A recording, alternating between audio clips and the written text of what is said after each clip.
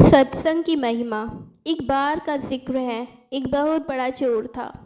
जब वो मरने लगा तो अपने बेटे को बुलाकर नसीहत दी कि अगर तुम्हें चोरी करना है तो किसी महात्मा की सत्संग में, गुरुद्वारा, धर्मशाला या किसी धर्म स्थल पर कभी मत जाना। इनसे दूर ही रहना। और दूसरी बात, अगर पकड़े जाओ तो कभी नहीं मानना कि तुमने चोरी की है। चाहे जितनी भी मार पड़े, मानना नहीं कि तुमने चोरी की है। लड़के ने कहा कि जी सत्य वचन, मैं ऐसा ही करूँगा। इसके बाद वह चोर मर गया और लड़का रोज़ रात को चोरी करता रहा। एक बार उस लड़के ने चोरी करने के लिए किसी घर में ताले तोड़े।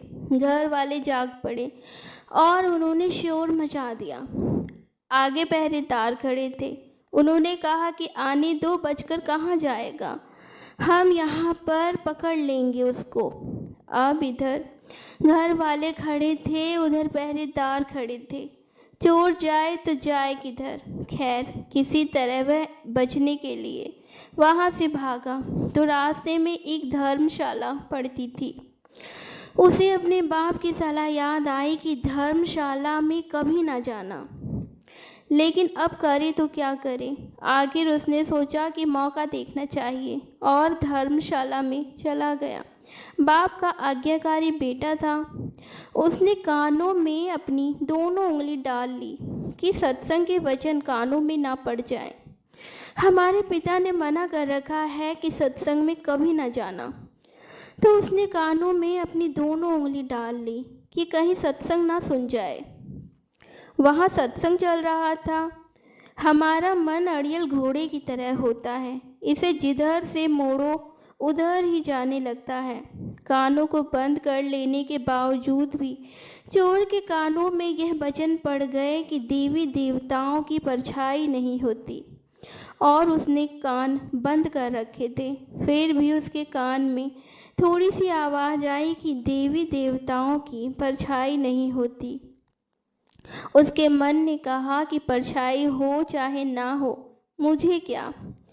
उसने अपने पिता को सफाई देते हुए मन ही मन कहा कि मैंने जानबूझकर नहीं सुना, ये ऐसे ही सुन गया मेरे कानों में, मैंने तो कान बंद कर रखे हैं। अब इधर घर वाले, उधर पहरेदार पीछे लगे हुए थे। किसी ने बताया कि चोर धर्मशाला में है। धर्मशाला की जब जांच हुई तो वह चोर पकड़ा गया। उस चोर की पुलिस ने बहुत पिटाई की, लेकिन वह नहीं माना कि उसने चोरी की है। और उस समय यह नियम था कि जब तक मुजरिम अपराध न माने तब तक उसे सज़ा नहीं दी जा सकती थी। आखिर उस चोर को राजा के सामने पेश किया गया। वहाँ भी खूब मार पड़ी, लेकिन चोर जो था कि मानने को तैयार ही ना था। उसने अपने पिता से वचन ले रखा था कि कितनी भी मार पड़े, मानना ही नहीं कि तुमने चोरी की है। राजा को पता था कि चोर जो होते हैं वो देवी की पूजा करते हैं, देवी की आराधना करते हैं। इसीलिए पुलिस ने एक ठगनी को सहायता के लिए बुलाया। ठगनी को बुलाया गया, सारी बात बताई गई। उसने कहा कि मैं मना लूँगी उसको, इससे कहलवा लूँगी कि इसने चोरी की है।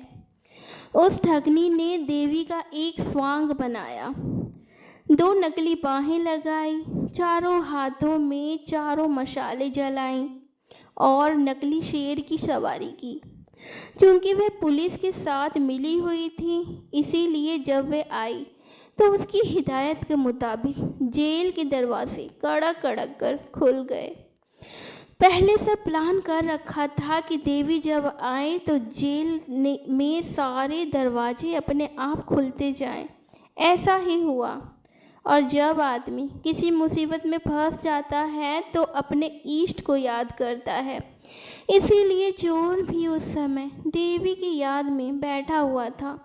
अचानक से दरवाज़ा खुल गया और अंधेरे में एकदम रोशनी हो गई, और ठगनी जो देवी का रूप बनाकर प्रकट हुई थी, एक खास अंदाज में बोली, देखो भक्त, तुमने मुझे याद किया है और मैं आ गई। अच्छा किया जो तुमने चोरी नहीं बताई। तुमने अगर चोरी की है तो मुझे सच सच बता दो, मुझसे ना छिपाना। मैं तुम्हें फ़ौरन ही आज़ाद करवा दूंगी यहाँ से। चोर देवी का भक्त था। अपने इष्ट को सामने खड़ा देखकर बहुत खुश हुआ। मन में सोचा कि मैं इसको सच सच बता दूं। अभी वह बताने के लिए तैयार ही हुआ था कि उसकी नज़र देवी की परछाई पर पड़ गई। उसको फौरन सत्संग का वचन याद आ गया कि देवी की परछाई नहीं होती। उसने देखा कि इसकी तो परछाई है।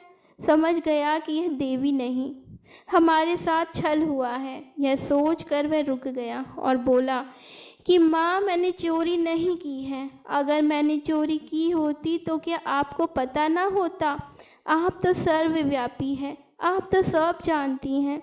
अगर मैंने चोरी की होती तो आपको तो पता ही होता। मैंने कोई चोरी नहीं की। अब ठगनी के कहने पर जेल के बाहर बैठे पहरेदार चोर और ठगनी की बात नोट कर रहे थे।